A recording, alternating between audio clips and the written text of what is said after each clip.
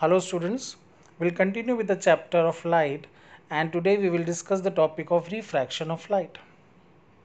Students, refraction of light is the phenomena of bending of light when it passes obliquely from one transparent medium to another. As you can see in this figure, there is a spoon kept in water in a tumbler, glass tumbler, right? And you can see that at the interface of water and air, the spoon appears to bend. Similarly, if instead of spoon you keep your pencil in the water, you will find that at the interface the pencil will appear to bend. This happens because of refraction of light. Whenever light enters from one transparent medium to another, its speed changes.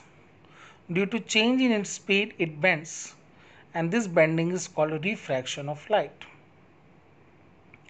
Students, the medium, if when light is entering from one transparent medium to another, then the medium whose optical density is lesser than that of the other is your rarer medium, whereas the medium having higher optical density is your denser medium.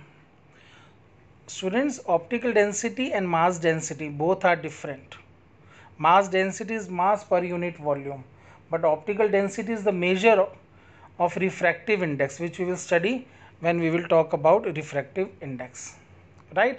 In general हम बात करें अगर तो optical density is the measure is optical density of a medium measures the amount of bending of light. The medium whose optical density is more will bend light.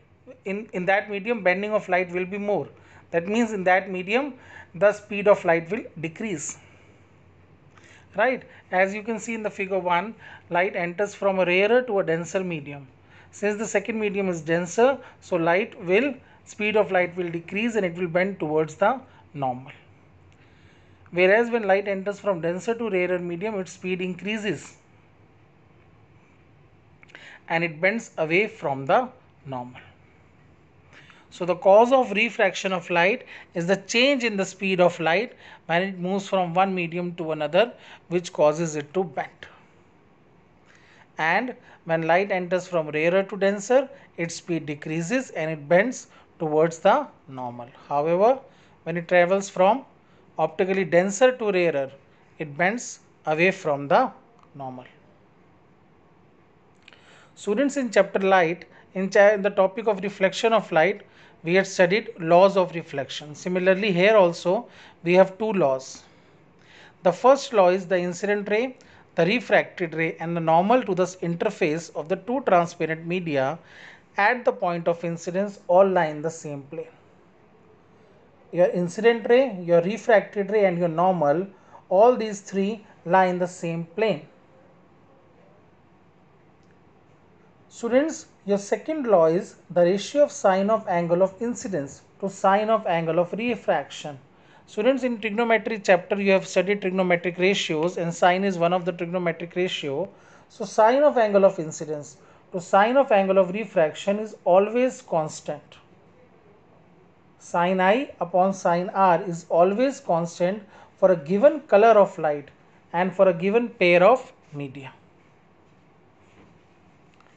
This constant value, this sin I upon sin R is constant, and this constant value is called refractive index of second medium with respect to the first.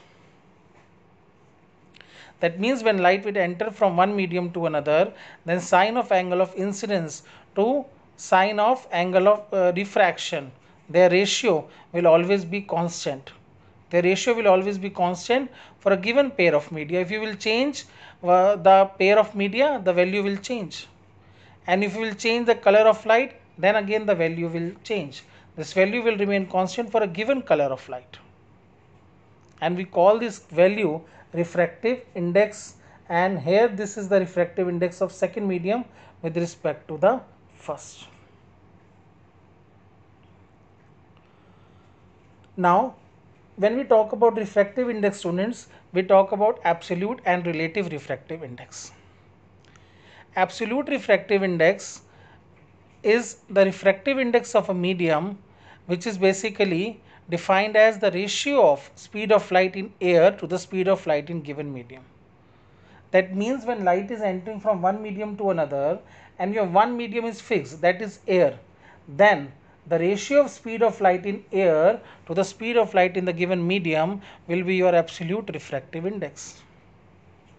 Mathematically, if c is the speed of light in air and v is the speed of light in the given medium, then the absolute refractive index will be equal to speed of light in air divided by speed of light in the given medium, that is c by v, where speed of light in air is 3 into 10 raised to the power 8 meter per second. Students, since it is the ratio of same physical quantities, so it has no unit. Now, if instead of air we compare any two other medium, right? If we compare any two other medium, then we talk about relative refractive index. Suppose I have two medium, one is medium 2 and the other one is medium 1, then the refractive index of medium 2 with respect to medium 1 is the ratio of speed of light in medium 1 and the speed of light in medium 2, and we represent it by n/1. This can be expressed as n/1, right? N/1 can be expressed as speed of light in medium 1 divided by speed of light in medium 2, that is v1 by v2. Similarly, refractive index of medium 1 with respect to medium 2 is equal to speed of light in medium 2 divided by speed of light in medium 1, that is v2 by v1. You can see that the refractive index of 2 with respect to 1 is the reciprocal of refractive index of 1 with respect to 2. That means n/1 is equal to 1 upon n/2. Right, students? I hope you understood the topic of absolute refractive index and relative refractive index.